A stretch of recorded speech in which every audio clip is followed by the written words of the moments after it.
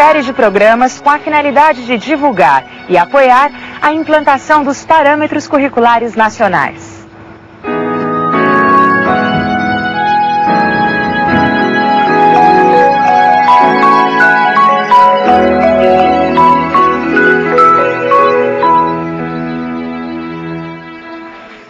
Nesta reunião estão presentes alguns dos educadores que trabalharam na elaboração dos Parâmetros Curriculares Nacionais, os PCN.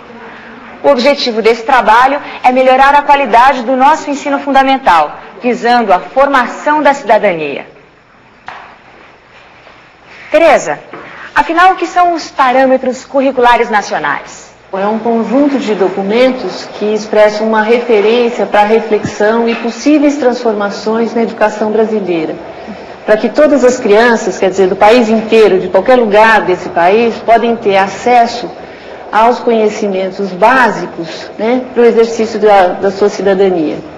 E quando teve início a elaboração desses parâmetros, Yara?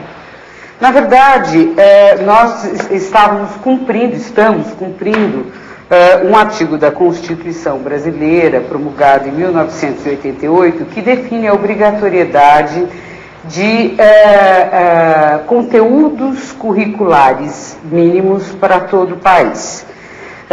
Os estados brasileiros, os 27 estados e muitas cidades de capital já elaboraram, já têm até implantado propostas curriculares. Isso aconteceu principalmente no período de 84 até 1990, 91. Bom, então o Ministério, a partir de uma análise, de um trabalho de análise das propostas curriculares implantadas nesses estados, ele chegou a um diagnóstico de que em muito poucos estados, na verdade, essa proposta se constituía num referencial para o professor em sala de aula. Quer dizer, isso acontecia em alguns municípios de capital que possuem uma rede muito pequena e que então os professores têm a possibilidade de ter um acesso mais próximo à proposta e tal. Em cima disso, a proposta do Ministério avançou. Ela não está propondo, oferecendo aos professores hoje, apenas uma relação de conteúdos mínimos, tá certo? Língua portuguesa vai ensinar isso de 1ª a 4ª série, matemática, isso não. Ela avançou a partir de uma análise, de um diagnóstico da real situação do professor, das necessidades que os professores hoje têm, e além de propor conteúdos, ela propõe também, ou seja, como ensinar, o que ensinar, ela propõe também como ensinar. Então ela avança discutindo dando orientações didáticas para os professores e num campo que é de extrema dificuldade para os professores, que é a questão da avaliação do conteúdo apresentado. Então ela também apresenta, cada documento nosso apresenta critérios de avaliação.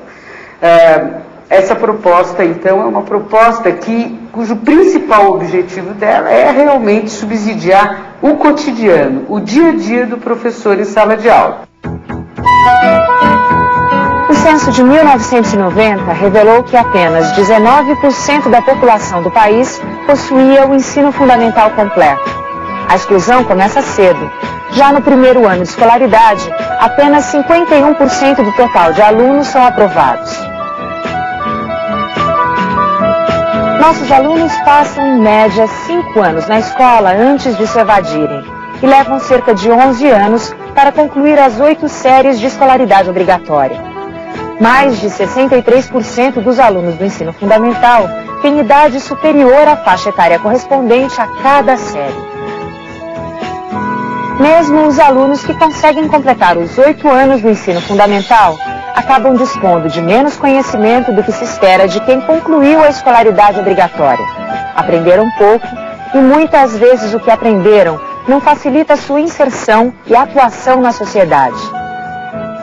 Como os parâmetros podem contribuir para reverter esse quadro, Ana Rosa? É importante que se tenha várias políticas, porque a questão é bastante complexa.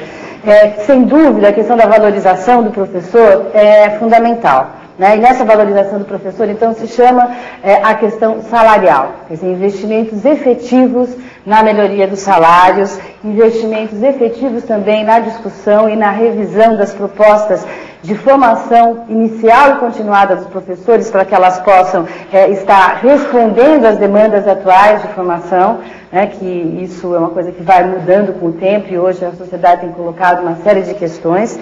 Agora, uma outra coisa importante é entender que os parâmetros, eles não são um currículo pronto para cada escola ou para todas as escolas. Eles propõem que cada escola, os seus professores, toda a sua equipe de educadores, formulem os seus próprios currículos, usando os parâmetros tanto como subsídio como referência para dar conta de todas essas questões que estão colocadas como questões fundamentais para que todos os cidadãos brasileiros possam se exercer enquanto cidadãos de pleno direito. O importante é que nesse processo todo estejam envolvidos os secretários, as secretarias, né, de Estado, as secretarias municipais, as equipes das escolas, né, tanto os diretores, os coordenadores pedagógicos, quando existem, e todos os professores, os próprios pais e a comunidade onde ele está inserido. Quer dizer, acho que há um esforço conjunto de todo mundo.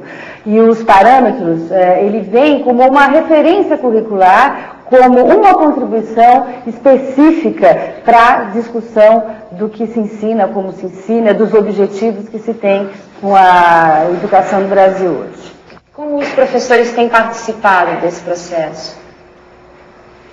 Bom, a gente houve um processo longo, né? Desde o começo da elaboração desses documentos que a gente chamou de documentos preliminares, porque esses que a gente tem hoje já são os documentos finais. Houve, a partir dessa versão, um tipo de apresentação que foi feita inclusive em Brasília, para quê? Para que esses secretários municipais ou estaduais pudessem já, desde dezembro de 95, está levando as escolas, aos municípios, à discussão dessa versão preliminar. Para quê? Para que eles pudessem dar um retorno de um parecer, né, que poderia ser um parecer de uma escola, um parecer de um município, para que nos municiasse, de certa forma, para poder reformular essa versão e fazer uma versão final.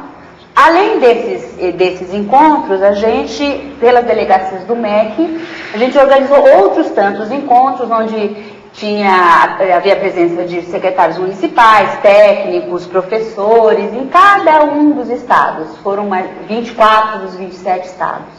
Nesses encontros a gente tinha uma média de 300 pessoas, que também foram convidadas a darem os seus pareceres. E como foi a colaboração dos educadores nesse processo? Bom, além de toda a documentação que veio das secretarias de Estado, né, com a contribuição dos professores, os documentos preliminares também foram enviados à maioria das universidades do país e às instituições que cuidam de ensino e pesquisa. O MEC recebeu 700 pareceres dessas instituições, contendo críticas, sugestões, opiniões, e esse material todo foi tabulado. Foram feitos relatórios e as equipes, acompanhando aí todo esse processo, fizeram a incorporação das sugestões e das modificações indicadas na versão final. No final do processo, o documento foi enviado ao Conselho Nacional de Educação e recebeu a aprovação dos educadores que fazem parte do Conselho.